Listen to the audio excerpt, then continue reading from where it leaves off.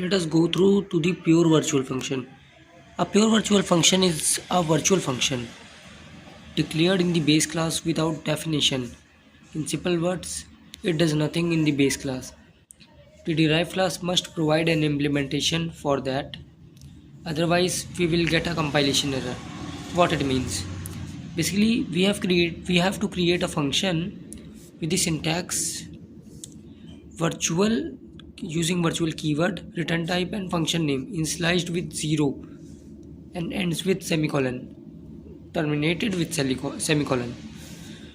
What it does, basically it tells us that a, a class that is parent class or base class consists of these type of functions must be initialized in the derived class. It is compulsory to derive that. If we do not derive it, if we forget to derive any of the virtual function, we may get a compilation error. That it means. So where and why it is used for, let us talk about. Basically, suppose that we have a class named animal. Animal must be uh, animal must contains their own qualities, such as they have 4 legs, humans have 2 legs, 2 hands, such that every animal consists of 4 legs.